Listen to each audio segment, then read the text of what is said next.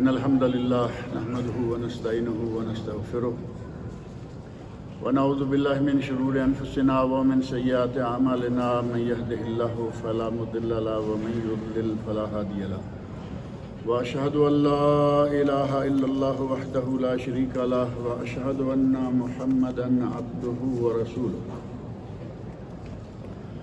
أما بعد فإن خير الحديث كتاب الله وخير الهدي هدي محمد صلى الله عليه وسلم وشر الأمور محدثاتها وكل محدثة بدعة وكل بدعة ضلالة وكل ضلالة في النار رب اشرح لي صدري ويسر لي أمري واحلل عقدة من لساني يفقهوا قولي رب أعوذ بك من همزات الشياطين وأعوذ بك رب أن يحضرون اعوذ باللہ السمیع العلیم من الشیطان الرجیم ثم رددنا لکم الکرۃ علیہم وامددناکم باموال وبنین وجعلناکم اکثر نفیرا۔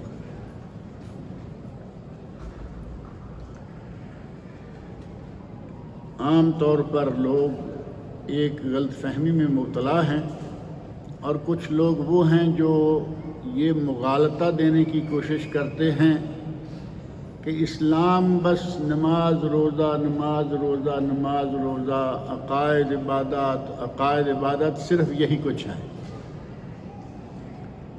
یہ خاص طور پر مغالطہ کون دیتے ہیں؟ وہ بے دین قسم کے شاطر لوگ جو لوگوں کو دین سے دور کرنا چاہتے ہیں، علمانی لا دین جو چاہتے ہیں کہ زندگی جیسے چاہیں گزاریں، اس میں دین کا عمل دخل کیوں ہو، اور وہ ساتھ ہی یہ جملہ بھی لگا دیتے ہیں کہ دین میں ہے کیا؟ جب دیکھو نماز روزہ نماز روزہ، جب دیکھو عقیدہ عقائد یہی کچھ ہے۔ ایسا نہیں ہے۔ اسلام دین کامل ہے، ہر اعتبار سے مکمل دین، نظام حیات ہے۔ ایسا نہیں ہے کہ یہ نماز پڑھنے کا طریقہ بتاتا ہے اور میاں بیوی کے تعلقات نہیں بتاتا۔ ایسا نہیں ہے کہ یہ عقائد کے مسائل بتاتا ہے لیکن اموال کے مسائل نہیں بتاتا۔ دین ہر چیز بتاتا ہے۔ اگر کسی مسلمان کو اللہ رب العزت کے ارشاد پر بھی ایمان نہ ہو تو وہ مسلمان ہی کیا ہے؟ اللہ رب العزت نے فرمایا الیوم اکملت لکم دینکم، میں نے آج تمہارے لیے تمہارا دین مکمل کر دیا۔ اللہ کہے مکمل کر دیا اور کوئی بد باطن اٹھے اور کہے کہ نہیں جی نماز روزے کے سوا اس میں ہے کیا؟ کتنی بڑی غلط فہمی، بلکہ مغالطہ دہی ہے۔ غلط فہمی تو ہوتا ہے کہ آدمی خود انڈرسٹینڈ نہیں کر رہا، یہ انڈرسٹینڈ کر کے لوگوں کو اسلام سے دور کرنے کے چکر میں رہتے ہیں۔ اللہ رب العزت نے فرمایا کہ ہر چیز، زندگی کے پورے نظام کو ہم نے تمہارے لیے مکمل کر دیا ہے، اور خود نبی اکرم صلی اللہ علیہ وسلم نے ہمیں ہر چھوٹی بڑی چیز بتائی ہے۔ کئی دفعہ یہ بات میں یہاں ذکر کر چکا ہوں کہ نبی اکرم صلی اللہ علیہ وسلم نے ہمیں تو بول و براز کا طریقہ بھی بتایا ہے کہ پیشاب پخانہ کے آداب کیا ہیں۔ اسلام کے علاوہ یہ آداب آپ کو کسی دوسرے ملت، کسی دوسرے دین، کسی جگہ نہیں ملیں گے۔ حدیث کی کتابوں میں دیکھیں نبی اکرم صلی اللہ علیہ وسلم ارشاد فرماتے ہیں باتھ روم میں جانا ہے کیسے، نکلنا ہے کیسے، کیا دعا مانگ کے جائیے، کیا نکل کر دعا مانگیے، کیسے بیٹھنا ہے، کہاں بیٹھنا ہے، یہ ساری چیزیں انتہائی پرائیویٹ اور بنیادی چیزیں ہیں۔ نبی صلی اللہ علیہ وسلم نے تو ہمیں یہ بھی بتائی ہے۔ حتیٰ کہ وہ مشہور واقعہ یہودی کہتا ہے اَنَّ صَاحِبَكُمْ يُعَلِّمُكُمْ حَتَّى الْخَرَاءَ، حضرت تمہارا نبی تو تمہیں بول و براز کا انداز بھی سکھاتا ہے۔ تو صحابی نے کہا صحیح بات یہ ہے، ہمیں کوئی اس پہ کوئی شرم نہیں، ہمیں فخر ہے کہ اسلام کے آنے سے پہلے ہمیں یہ بھی معلوم نہیں تھا کہ بول و براز کے آداب کیا ہیں، ہمیں نبی صلی اللہ علیہ وسلم نے یہ آداب سکھلائے۔ اور یہ معروف ہے کہ عہد جاہلیت میں لوگوں میں کوئی ادب آداب نہیں تھا، کہیں بھی بیٹھ گئے، پیشاب کرنے لگ گئے، کہیں بھی کپڑے اتارے، نہانے لگ گئے، کسی قسم کا کوئی ادب آداب نہیں تھا۔ اسلام آیا اور اس نے آ کر باریک سے باریک مسائل، انتہائی داخلی پرائیویٹ مسائل، انتہائی ذاتی مسائل تک نبی اکرم صلی اللہ علیہ وسلم کی زبان مبارک سے ہمارے سامنے آ گئے۔ اب اگر کوئی کہے کہ اس میں نماز روزے کے سوا ہے کیا، نماز عبادات نہیں، اس میں انسان کے پیدا ہونے سے لے کر مرنے تک ہر سال، ہر مہینہ، ہر ہفتہ، ہر دن اور ہر لمحہ کے آداب موجود ہیں کہ کیسے زندگی گزارنی۔ حکومت کرنا ہے اسلام سے سیکھو، لیکن اسلام سے سیکھیں گے تو حکومت کرنی پڑے گی، ماردار پھر نہیں ہوگی۔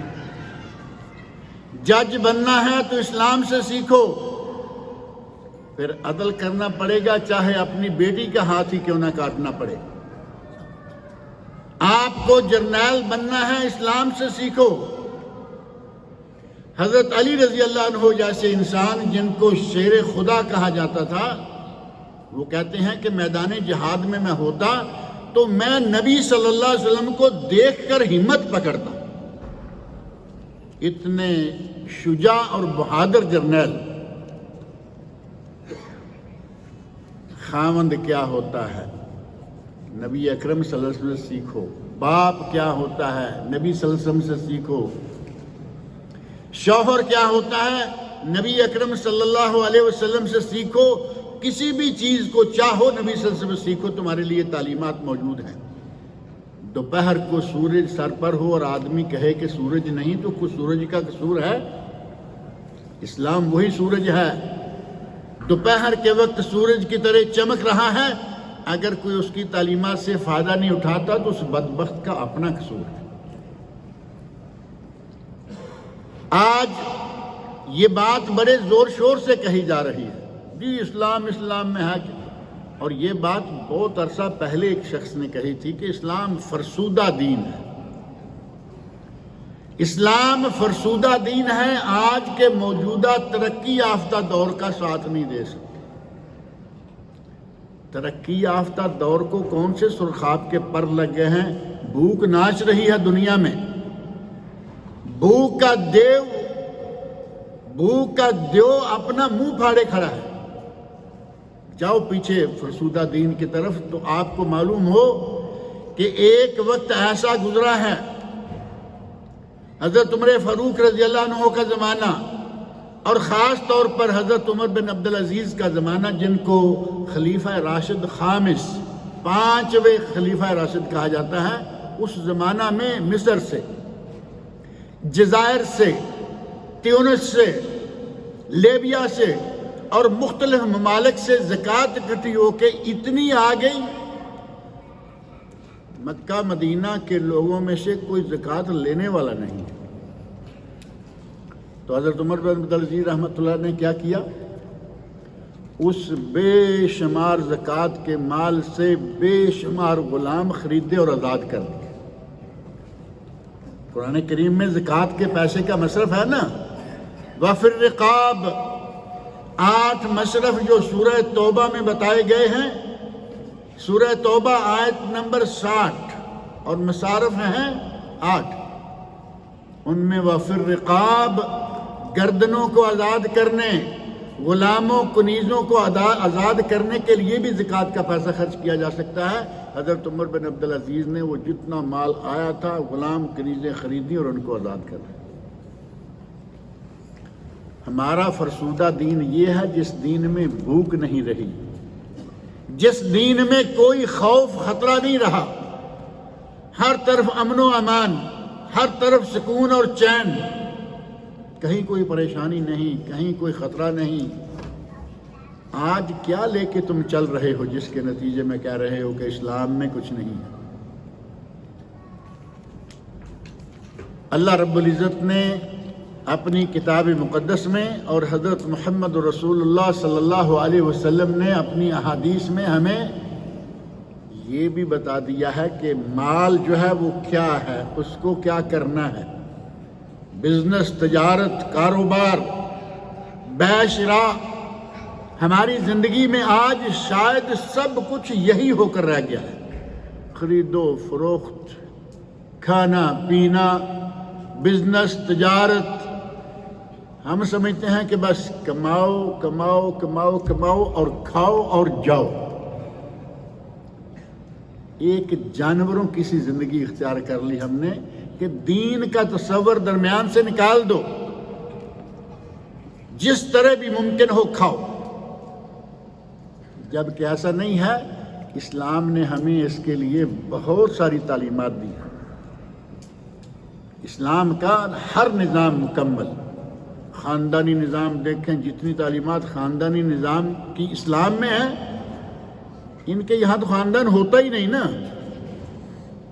ان کے یہاں تو باپ نہیں ہوتا۔ آپ جا کے وہاں دیکھیے، باپ ہی کوئی نہیں، پتہ ہی نہیں باپ کون ہے، کسی کا پتہ نہیں کہ ماں کون ہے، دنیا میں کیسے آیا۔ لیکن اسلام کا خاندانی نظام اتنا مضبوط ہے کہ آج سے لے کے لوگ صحابہ کرام تک، نبی اکرم صلی اللہ علیہ وسلم تک شجرہ جاننے والے موجود ہیں۔ اپنی آج کی کتاب بخاری شریف مثلا لے لیں، عالم اپنے سٹیج پہ بیٹھ کے اپنے سے لے کے بخاری شریف تک، امام بخاری تک اپنا نسب لے کے جا رہا ہے کہ میں نے کن سے سنا، انہوں نے کن سے سنا، انہوں نے کن سے سنا، امام بخاری تک۔ اور امام بخاری کے آگے کہیں 3 ہیں، کہیں 4 ہیں، کہیں 5 ہیں جو اور حلقے ہیں۔ اس کے بعد محمد رسول اللہ صلی اللہ علیہ وسلم تھے۔ ہمارا دین تو اتنا مضبوط ہے، اس کے مقابلے میں کوئی دوسرا دین نہیں۔ اور جو اخلاقی تعلیمات مال کے بارے میں اسلام میں ہیں، وہ بھی کسی دوسرے دین میں نہیں ہے۔ سب سے پہلی بات یہ کہ مال کمانا جائز ہے، لیکن حلال طریقے سے۔ مال کمانے کو اسلام نے منع نہیں کیا، کماؤ جتنا چاہے کماؤ۔ حضرت عثمان غنی نبی صلی اللہ علیہ وسلم کے عہد مبارک میں آپ کے سامنے، اور وہ اپنا مال لالا کے نبی صلی اللہ علیہ وسلم کی جھولی بھر رہے ہیں، اور آپ جھولی میں مال کو ہاتھ میں ہلا ہلا کے کہہ رہے ہیں ما ضر عثمان ما عمل بعد اليوم، عثمان آج کے بعد جو کچھ بھی کرے گا اسے کوئی نقصان نہیں ہوگا، یہ سیدھا جنتی ہے۔ پیسہ تھا تو یہ پیسہ دیا، پیسہ ہی اگر نہیں ہے تو آپ تو اپنے دین کی خدمت نہیں کر سکتے نا۔ پیسے کی برکت سے آپ اپنے اہل و عیال کو، دوست و احباب کو، اور سب سے بڑھ کر یہ کہ اپنے دین کی مدد کر سکتے ہیں۔ لیکن پیسہ کمانے کو وسیلہ، دولت کو وسیلہ قرار دیا گیا ہے، غرض و غایت اور مقصود نہیں کہ دولت کمانا ہمارا مقصد ہے، نہیں۔ دولت کمانا وسیلہ ہے جنت پانے کے لیے۔ اور جن لوگوں نے اس بات کو سمجھ لیا وہ کما گئے۔ عثمان رضی اللہ عنہ اور اس جیسے بے شمار صحابہ کرام ہیں، اپنے مال کی کوئی پرواہ نہیں کی، اپنی اولاد کی کوئی پرواہ نہیں کی، اپنی جان کی پرواہ نہیں کی۔ جب اسلام کی بات آئی تو سب قربان کرنے کے لیے تیار ہو گئے۔ مال وسیلہ ہے، غرض و غایت نہیں، ہمارا مقصد نہیں ہے۔ ہمارے مقصد کو پانے کا ایک ذریعہ اور ایک وسیلہ ہے، پہلی بات۔ اور یہ جو اسلام بتا رہا ہے یہ کسی دوسرے دین میں یہ بات نہیں ہے۔ اور دوسری بات یہ کہ بندے کے پاس مال امانت ہے،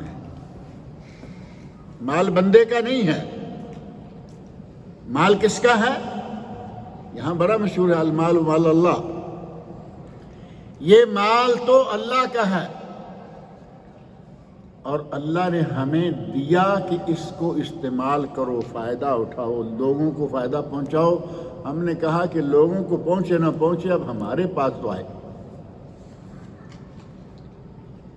مال اللہ کا، قرآن کریم میں اللہ رب العزت نے اس بات کے بارے میں خود فرمایا ہے کہ مال جو ہے یہ اللہ کا ہے، اللہ نے تمہیں اس مال میں خلیفہ بنایا ہے کہ اس مال کو استعمال کرو۔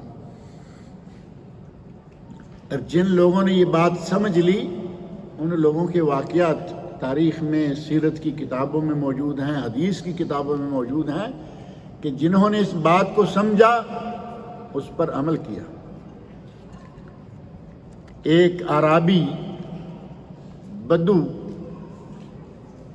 جنگل میں صحرا میں بکریاں چرا رہا ہے، اس سے پوچھا گیا کہ یہ بکریوں کا ریوڑ کس کا ہے؟ یہ بکریاں کس کی ہیں؟ تو اس نے کہا کہ یہ بکریاں اللہ کی ہیں، میرے پاس ہیں۔ پہلے کیا کہا؟ یہ بکریاں اللہ کی ہیں، لیکن اس وقت یہ بکریاں میرے پاس ہیں۔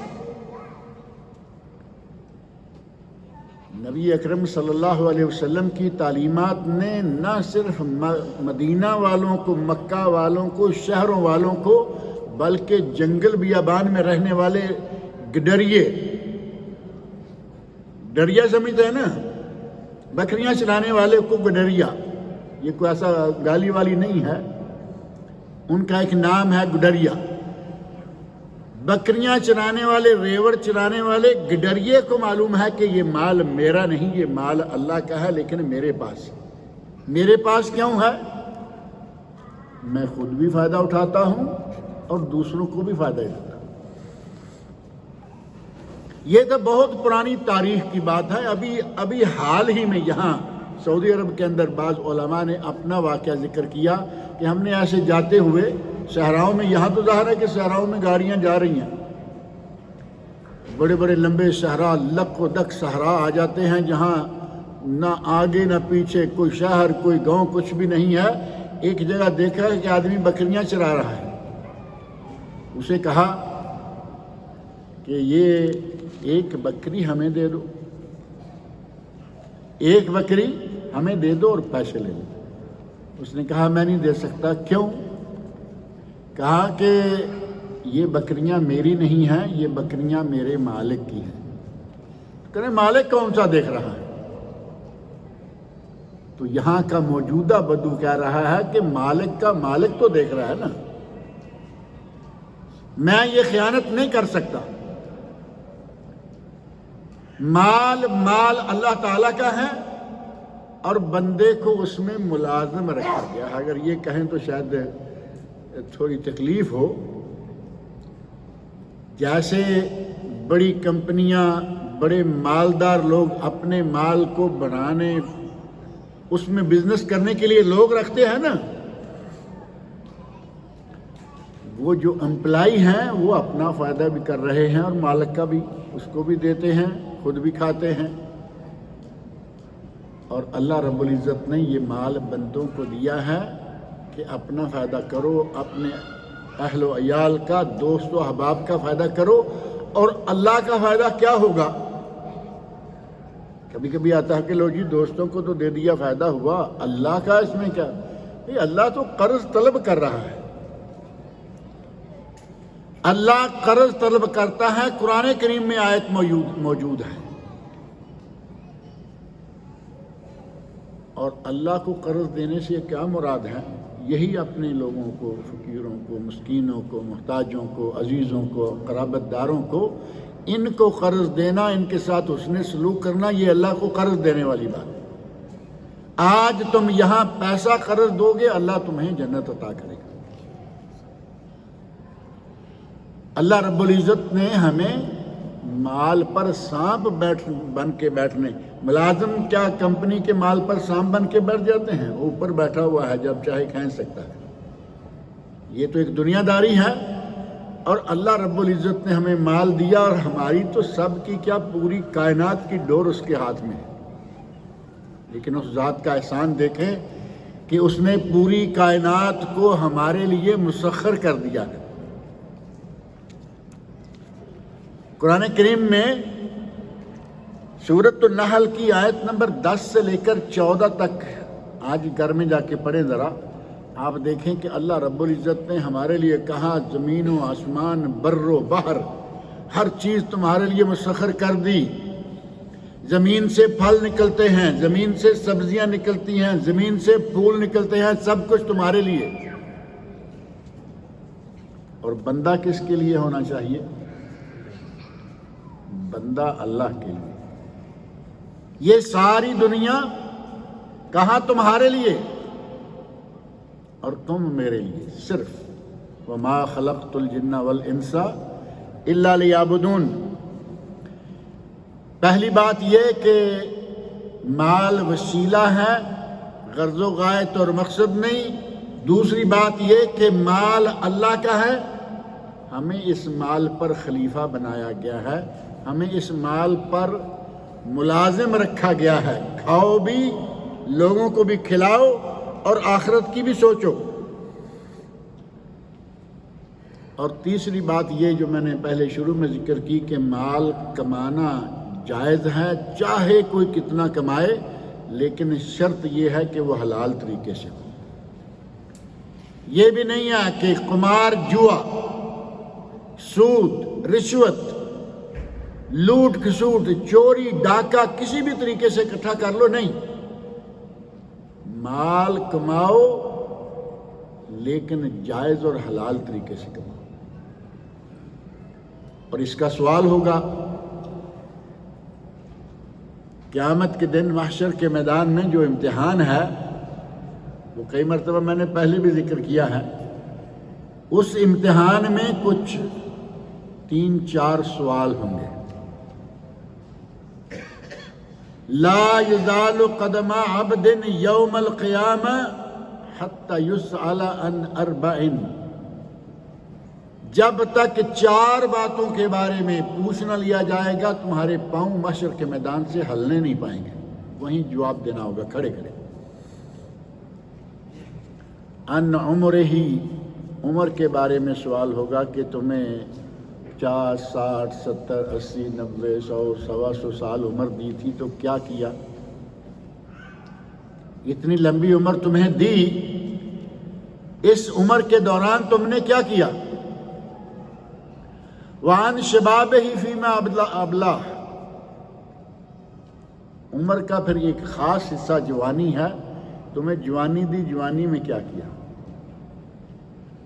جوانی کا تذکرہ اللہ رب العزت نے قرآن کریم میں بھی بڑا اسپیشل کیا ہے۔ سورہ کاف میں جو اصحاب کاف ہیں ان کے بارے میں اللہ رب العزت ارشاد فرماتے ہیں فِتْيَةٌ آمَنُوا بِرَبِّهِمْ، کچھ نوجوان اللہ کی ذات پر ایمان لیا۔ فِتْيَةٌ، فتن، جوان، یہ نہیں کہا کہ کچھ لوگ، کچھ نوجوان تھے۔ اللہ رب العزت نے کیسے خاص طور پر اس کا ذکر کیا، اور اسی عہد جوانی، عہد شباب کے بارے میں اسپیشل عمر میں سے سوال ہوگا کہ جوانی میں تم کیا کرتے رہے ہو، کیا کھیل کھیلتے رہے ہو، کیا کارنامے سر انجام دیتے رہے ہو۔ وَعَنْ عِلْمِهِ مَاذَا عَمِلَ فِيمَا عَلِمَ، علم کے بارے میں پوچھا جائے گا کہ تمہیں علم دیا تھا، اس میں تم نے کیا کیا؟ تمہارے پاس جتنا بھی علم تھا، یہ ضروری نہیں ہے نا کہ ہر کوئی آدمی کسی یونیورسٹی کا فارغ ہو، لیکن میرے خیال میں کوئی مسلمان ایسا نہیں ہوگا جسے یہ معلوم نہ ہو کہ نماز فرض ہے، روزہ فرض ہے، زکوٰۃ فرض ہے، حج اگر اللہ توفیق دے تو فرض ہے۔ کوئی مسلمان ایسا ہے جو یہ نہ جانتا ہو؟ اس کا مطلب یہ ہوا کہ ہمیں علم تو ہو گیا کہ یہ فرض ہے۔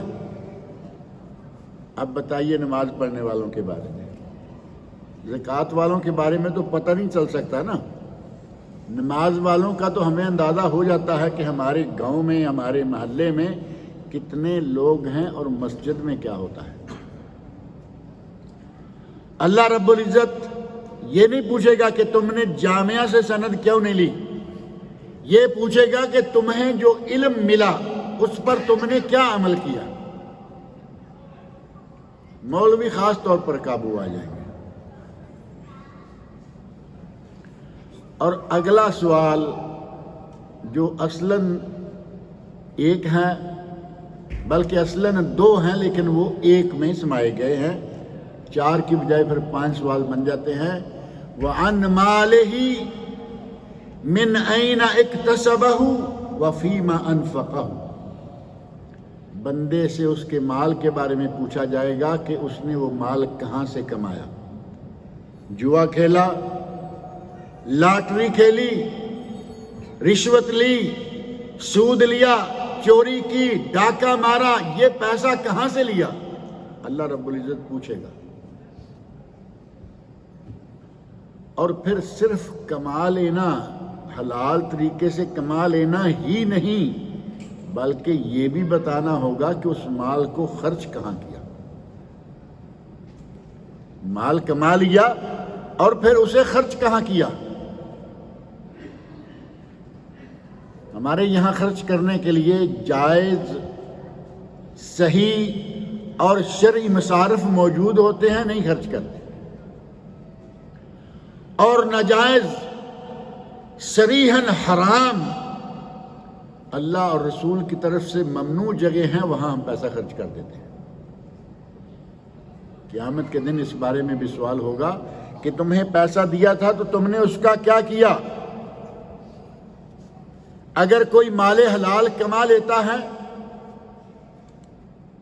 تو پھر اب چوتھی بات جو اس میں ہے وہ کون سی ہے ہمارے لیے مسلمانوں کے لیے، وہ ہے زکوٰۃ۔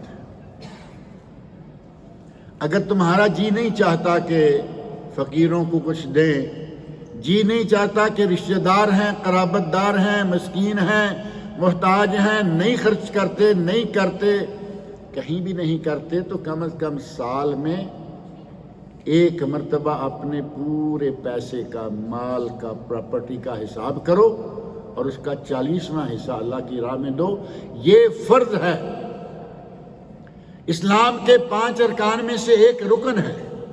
وہ حدیث جبریل جو بڑی مشہور حدیث ہے، انسانی شکل میں آئے، نبی صلی اللہ علیہ وسلم کے سامنے بیٹھ گئے، سوال کیے، ان میں یہ بھی ہے کہ اسلام کیا ہے، تو نبی اکرم صلی اللہ علیہ وسلم نے 5 چیزیں بتائیں جو 5 ارکان اسلام کہلاتے ہیں۔ زکوٰۃ اسلام کا رکن، زکوٰۃ ایک فریضہ، اپنی مرضی سے نہیں، اب گن کر اچھی طرح شمار کریں، گنیں آپ کے پاس گھر میں سونا کتنا ہے۔ ہمارے یہاں بڑا عجیب حال ہے، آج تک بھی سوال آتا رہتا کبھی نہ کبھی، کہیں گے جی ہمارے یہاں ہم نے 7 تولے ایک بیٹی کے لیے، 7 تولے دوسری کے لیے، 2 3 4 بیٹیاں اگر گھر میں ہیں تو 40-50 تولے انہوں نے رکھے ہوئے ہیں۔ کہا جی یہ تو ہم نے بیٹیوں کے لیے رکھے ہیں، ہماری بیوی کا بھی 7 تولے، سارے 7 تولے کسی کا نہیں، سارے کیوں نہیں کر رہے؟ اتنا جب ہے تو پھر 7.5 بھی کر لو۔ نہیں، بیوی کا بھی اتنا، ہماری اماں کا بھی 7 ہی تولے ہے، برابر بیلنس رکھا ہوا ہے۔ اور چیٹنگ کس کو کر رہے ہیں؟ کس کے سامنے ہیں آپ؟ یہ باس نہیں، کمپنی کا مالک نہیں، کائنات کا مالک ہے جس نے یہ مطالبہ کیا ہوا ہے کہ اپنے مال کا حساب کرو، 40واں حصہ نکالو۔ بیٹی شادی ہو جائے، اپنے گھر میں چلی جائے، اس کی زکوٰۃ ساری تمہارے سر سے اتر گئی، ختم، وہ دے یا اس کا شوہر دے۔ بیٹی تمہارے گھر میں ہے اور تم خام خواہ اس کے، پھر ایک بیلنس بیٹے کی تعلیم کے لیے۔ اب بتاؤ تم دو گے کیا؟ زکوٰۃ کس کی نکالو گے؟ کچھ تمہارے بیٹوں کی تعلیم کے لیے، کچھ تمہاری بیٹیوں کی شادی کے لیے، کچھ تمہارے کھانے پینے کے لیے۔ اسلامی نظام زکوٰۃ کے ساتھ تو تم نے کھیل شروع کر دیا ہے، کھلواڑ بنا لیا۔ سونا چاندی، کیش، اور اگر کسی نے کوئی قرض لینا ہے وہ یہ ساری چیزیں جمع کرے، جتنی دکانیں خرید و فروخت پہ رکھی ہوئی ہیں ان کی قیمت لگائیں، ملگیاں، جتنے فلیٹ خرید و فروخت کے لیے رکھے ہوئے ہیں ان کی بھی قیمت لگائیں، جتنے پلاٹ رکھے ہوئے ہیں اور کمرشل پلاٹ کمرشل نیت سے مہنگے ہوں گے تو بیچیں گے، ان کی بھی قیمت لگائیں۔ اب ایک چیز بچتی ہے اور وہ ہے جو آپ نے کوئی قرضہ دینا ہے۔ یہ بھی تو ہے نا کہ آدمی کروڑ پتی، ارب پتی، ملینر ہے، لیکن اس نے کسی کو کچھ دینا بھی ہے تو ٹھیک ہے، کوئی بات نہیں۔ ہمارے یہاں بہانے بنائے جاتے ہیں زکوٰۃ کو روکنے کے، بہانے بنائے جاتے ہیں قربانی، سال کے بعد ایک جانور کی قربانی پورے گھر پر، اس کو روکنے کے لیے بہانے بنا۔ یہ ہم مقروض ہیں، پوچھو کہ قرضہ کس لیے لیا تھا، کب لیا تھا؟ یہ پلازا خریدا تھا، اب اندازہ کریے، یہ پلازا خریدا تھا، اس کے لیے ہمیں اتنے ملین کا قرضہ لینا پڑا۔ پہلے نمبر پہ حرام طریقے سے قرضہ لیا، بینک سے لیا ہوا ہے، جو سود ہے، حرام ہے۔ اور پھر ٹھیک ہے بھائی، تم نے قرضہ لیا ہے تو یہ تمہارے پاس اس سے زیادہ پیسے کا پلازا موجود ہے۔ قرضہ کون سا ہوتا ہے؟ جس کے اگینسٹ آپ کے پاس کوئی چیز نہ ہو۔ مقروض آدمی ذہن میں رکھیں، ہمارا آدمی اپنے آپ کو مقروض بنا کے قربانی نہیں دے رہے، یہ نہیں کر رہے، وہ نہیں کر رہے، قربانی کے لیے 500-700 ریال لگے تو اس سے جان چھڑا رہے ہیں، اگلے دن ہی اپنے گھر میں کوئی ایونٹ آ جائے تو ایونٹ وہ بیٹے کی برتھ ڈے آ گئی ہے، لاکھوں نکل جائیں گے، لیکن 500 کا بکرا دینے کے لیے ہم مقروض ہیں۔ قرضہ اصل کیا ہے کہ آپ پر مثلا مجھ پر 10,000 ریال قرضہ ہے، اور اس 10,000 کو ادا کرنے کے لیے میرے پاس نہ ذاتی مکان ہے، نہ کوئی پلاٹ ہے، نہ کوئی کچھ ہے، یہ ہے قرضہ۔ میرے پاس 5-7 پلاٹ بھی ہوں، 5-7 فلیٹ بھی ہوں، اپنا ذاتی بڑا مکان ہو، اور میں نے کسی کو 10-5,000 یا لاکھ دینا ہے، یہ کوئی قرضہ نہیں ہے۔ صرف وہ قرضہ جس کے اگینسٹ آپ کے پاس کچھ نہیں ہے وہ نکال دیں۔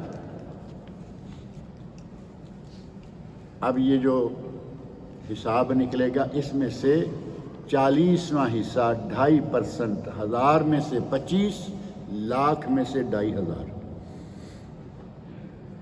2,500 کہتے ہوئے بھی کافی لگتا ہے، لیکن دوسری طرف ذرا دیکھیں،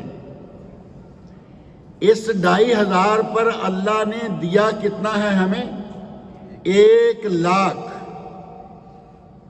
97.5 کہا تم جانو تمہارا کام جانے، 97,500,000، 97,500، اور صرف 2,500 ہمیں، وہ 2,500 بڑا لگ رہا ہے 97.5 سے، کہ یہ لوگوں کو دے دیں۔ اللہ رب العزت کی طرف سے یہ فریضہ ہے، یہ ادا کرنا ضروری ہے۔ اور 5ویں بات جو مال کے سلسلہ میں، یہ چند ایک صرف پوائنٹس ہیں، جبکہ باتیں تو بہت ہیں نا، اسلام کا مالی نظام بہت بڑا نظام، لیکن 5ویں چیز یہ ہے کہ بندہ استعفاف، عفت اختیار کرے۔ ہر کسی کے سامنے ہاتھ پھیلائے ہوئے ہیں، گھر میں مال دولت ہر قسم کی ریل پیل ہے، لیکن چوک پہ کھڑا ہے۔ ایسے لوگ ہیں یا نہیں؟ اچھا بلا مال گھر میں موجود ہے، چوک پہ کھڑے مانگ رہے ہیں، مسجد میں مانگ رہے ہیں۔ ابھی پچھلے دنوں ایک صاحب کہہ رہے تھے بیچارے کہ لوگ بار بار مانگتے ہیں اور انداز ان کا ایسا ہوتا ہے، لگتا ہے کہ یہ محتاج ہیں، اگر ہم ان کو نہ دیں تو کہیں گناہ تو نہیں ہوگا، ہے نا؟ آدمی کو دل میں تکلیف ہوتی ہے کہ یہ دیکھو ایک آدمی ہے اس نے ایک معذور قسم کا 2-3 بالشت کا بچہ اٹھایا ہوا ہے، سوکھا ہوا، پتہ نہیں زندہ بھی ہے یا کوئی ڈمی ہے، وہ کیا ہے، لیکن وہ مسلسل یہی کام کرتے ہیں۔ آج یہاں، کل دمام میں، پرسوں قطیف میں، ترسوں جبیل میں، اس کا کام ہی یہ ہے۔ اگر اس طرح کے آدمی کا پتہ چل جائے کہ یہ گداگر ہے، یہ بیکاری ہے، اس آدمی کو بالکل نہ دیں، اس کو ڈسارٹ کریں، کیونکہ آپ اس کو بھی دیں گے اور ممکن ہے کہ اس کو آپ نے دے دیا اور جو صحیح مستحق ہے وہ بیچارہ رہ گیا، کیونکہ وہ ہر کسی کے آگے ہاتھ نہیں پھیلاتا۔ مال کو جمع کرنے کے لیے ہاتھ پھیلانے کی اجازت اسلام نے نہیں دی، الا یہ کہ کوئی ناک کو ناک تنگ آ جائے تو اسے اجازت ہے کہ وہ سوال کر لے، اور ہمارے دین نے تو اس سلسلے میں سوال کرنے کی ضرورت بھی نہیں پیش آنے دی۔ کہا کہ تم خود زکوٰۃ نکالو، فقراء مساکین کو دو، تمہاری طرف ہاتھ اٹھانے والا ہوئی کوئی نہ۔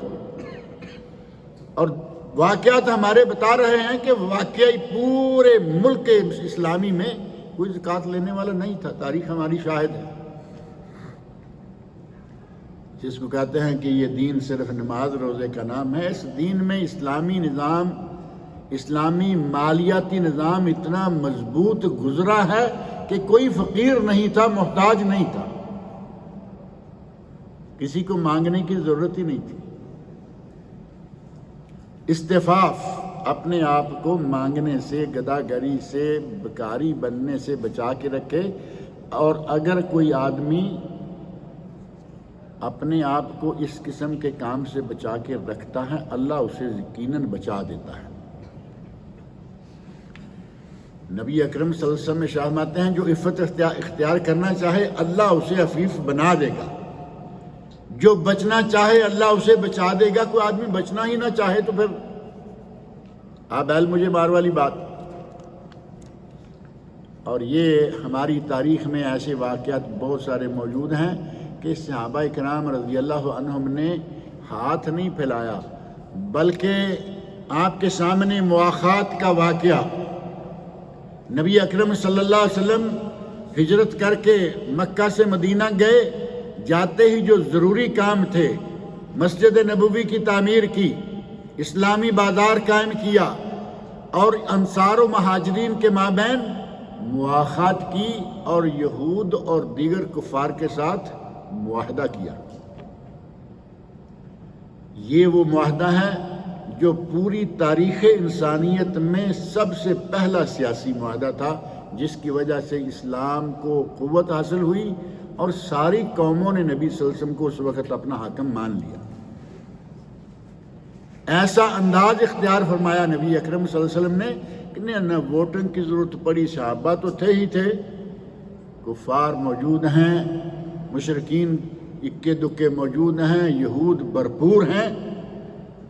معاہدہ کیا کہ کوئی کسی پر عدم جارحیت، آپس میں کوئی کسی پر زیادتی نہیں کرے گا، اور باہر سے جو جس پر بھی زیادتی کرنے کے لیے آئے گا سارے مل کر اس کا دفاع کریں گے۔ عدم جارحیت کا معاہدہ نبی اکرم صلی اللہ علیہ وسلم کی تاریخ سیاسی کا ایک بہترین واقعہ ہے۔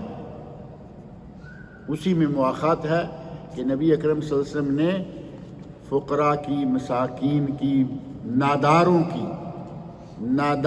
کی داد رسی کے لیے کہ جو اب مکہ چھوڑ کے آئے ہیں، نہ مال ہے، نہ دولت ہے، نہ کاروبار ہے، نہ بزنس، نہ زمین، نہ گھر، ان کا کیا کیا جائے؟ تو ایک مکی اور ایک مدنی دونوں کو بھائی بنا دیا۔ ہم تو سارے بھائی بھائی ہیں نا، لیکن ایک دوسرے کی جڑ کاٹنے میں منٹ نہیں لگاتے، اتنے زبردست بھائی بھائی ہیں۔ وہاں مواخات یہ ہوئی کہ نبی صلی اللہ علیہ وسلم نے صحابہ کو آپس میں ایک دوسرے کا بھائی بنایا۔ حضرت عبد الرحمن بن عوف رضی اللہ عنہ، ان کو جن کا بھائی بنایا گیا، وہ کہتے ہیں کہ میں مدینے کا مالدار ترین شخص ہوں۔ اس وقت وہ مدینے کے مالدار آدمی ہیں یا مالدار لوگوں میں سے ہوں، میرا آدھا مال لے لو، بلکہ انہوں نے تو قربانی کی مثال قائم کر دی، کہا کہ میرے پاس بیویاں ہیں، 4 ہیں، 3 ہیں، 2 ہیں، جس کو چاہو میں طلاق دیتا ہوں، اس سے تم نکاح کر لو، اور میں مدینے کا مالدار آدمی ہوں، جتنا مال ہے آدھا لے لو۔ ہمارے جیسے ہوتے تو جھولی پھیلاتے، بیوی تو لیتے نہ لیتے، مال تو ضرور لے لیتے، آدھا گنو نکالو۔ حضرت عبد الرحمن بن عوف رضی اللہ تعالیٰ عنہ کہتے ہیں، لا بارک اللہ فیک وفی مالک دلونی علی السوق، اللہ تیرے مال عیال میں برکت فرمائے، مجھے بازار کا راستہ دکھاؤ۔ بازار کا راستہ دکھایا، اور حضرت عبد الرحمن بن عوف رضی اللہ عنہ نے وہ بازار جس پر یہودیوں کا قبضہ تھا، اس بازار کو اسلامی بازار کا رنگ دے دیا۔ مارکیٹ جس میں یہودیوں کا قبضہ تھا، تسلط تھا، اسلام کی تعلیمات کو وہاں کچھ ایسے طریقے سے نافذ کیا، بزنس کا وہ رنگ اختیار کیا کہ وہ بازار اسلامی بازار کا بہترین نمونہ بن گیا۔ تھوڑے ہی عرصے کے بعد انہوں نے شادی کی، نبی اکرم صلی اللہ علیہ وسلم نے ان کے کپڑے پر شادی کے آثار دیکھے۔ دلہے پہ کچھ آثار نظر آتے ہیں یا نہیں؟ دلہا ویسے ہی چمک رہا ہوتا ہے، اس کو پتہ چلتا ہے کہ یہ آدمی دلہا ہے۔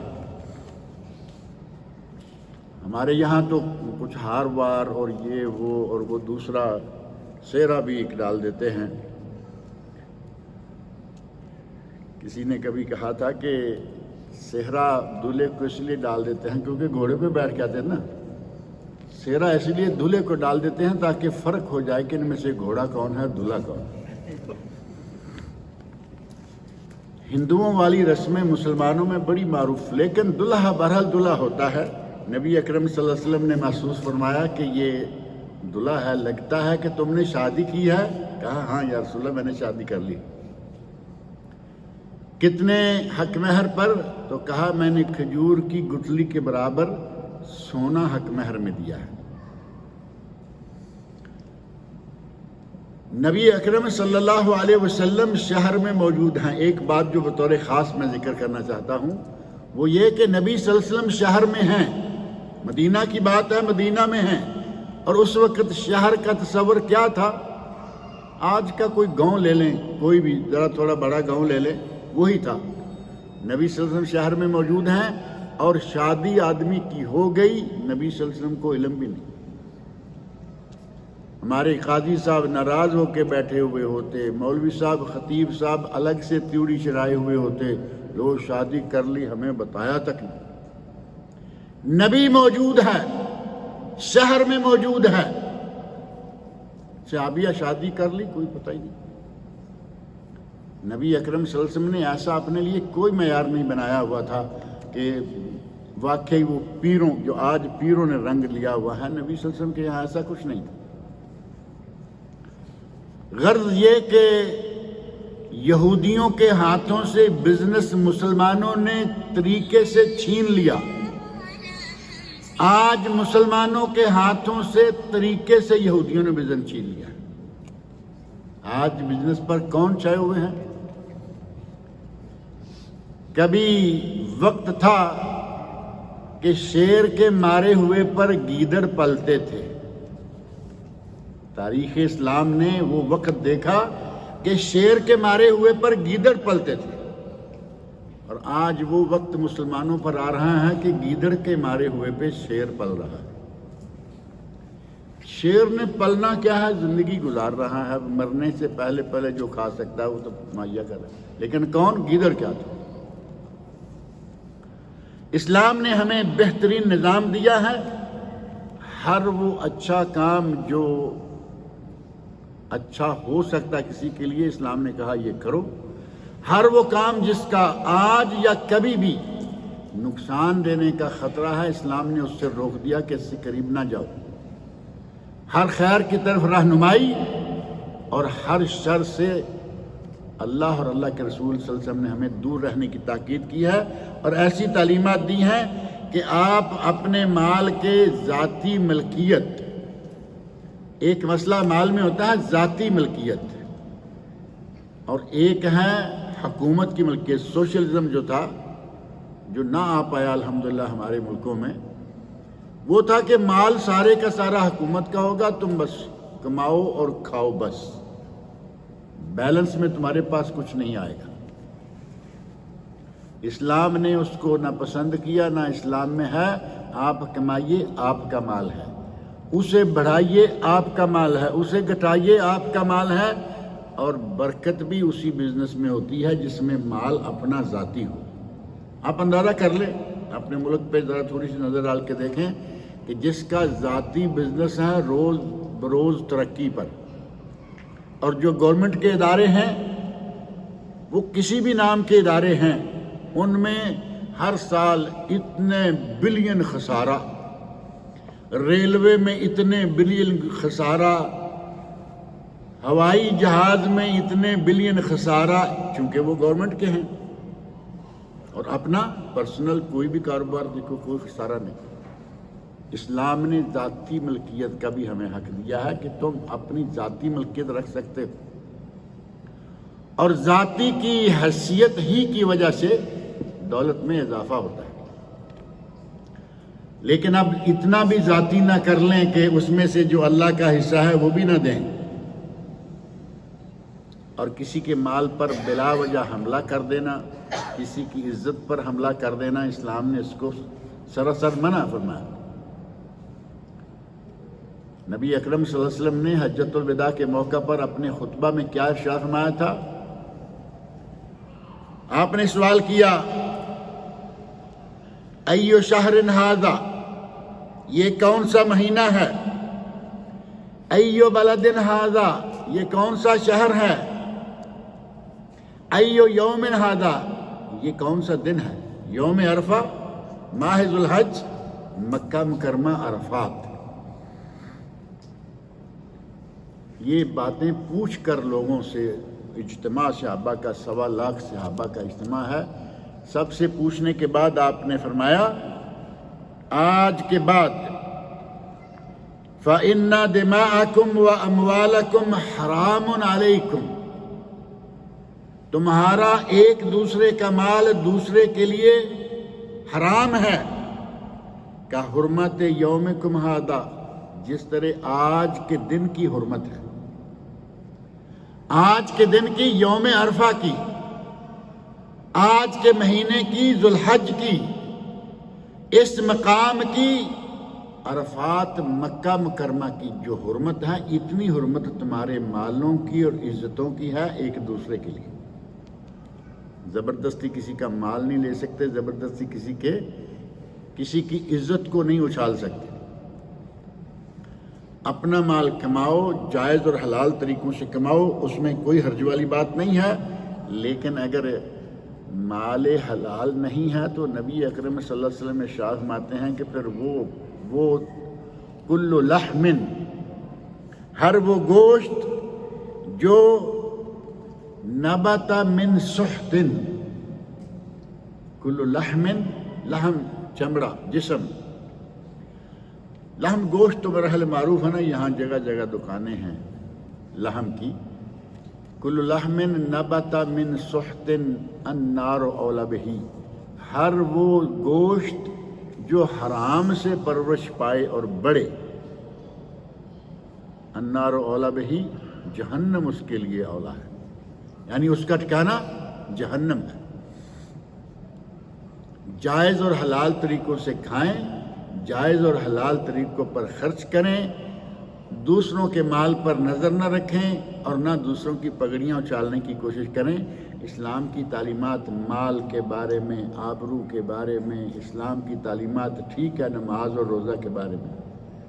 نماز اور روزہ بنیادی چیزیں ہیں، عام طور پر جو گفتگو ہوتی ہے نماز روزہ کے بارے میں، بدبختوں نے یہ الزام بنا لیا، لوگوں کو مخالطہ دہی کے لیے یہ کہنا شروع کر دیا کہ اسلام ہے کیا، نماز روزہ بس۔ اسلام ہر چیز ہے، اسلام میں ہر چیز ہے.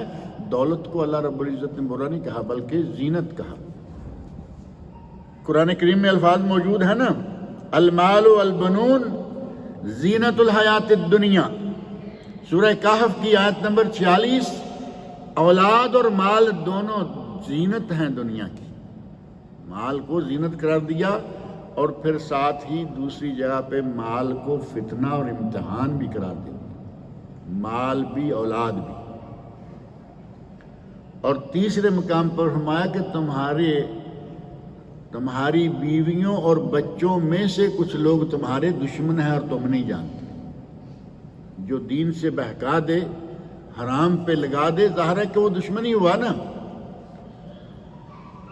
اللہ رب العزت نے ہمیں وہ دین عطا کیا ہے جو بڑا کامل اور مکمل ہے، اور کسی کے مال پر بری نظر رکھنے کی اجازت نہیں دی گئی. اور اگر کوئی زرعی زمین ہے کسی کی، یہی نہیں ہے کہ کیش ہی آپ کھینچیں، زرعی زمین ہے کسی کی اور بری نظر سے اس کو دیکھا اور کہا کہ یہ زمین جو ہے یہ میں قبضہ گروپ ہے نا. پاکستان میں تو ایک قبضہ گروپ کے نام سے بڑا مشہور گروپ رہا ہے، ابھی بھی میرا خیال شاید ہوگا. یعنی پلاٹ آپ کا، قبضہ میرا. آپ سعودیہ میں رہتے ہیں، 2-4 پلاٹ ہیں آپ کے، پتہ نہیں کس وقت کس کے نام ہوں گے، کون وہاں بلڈنگ بنا رہا ہوگا. یہ قبضہ گروپ ادھر سے چھینا ادھر بیچ دیا.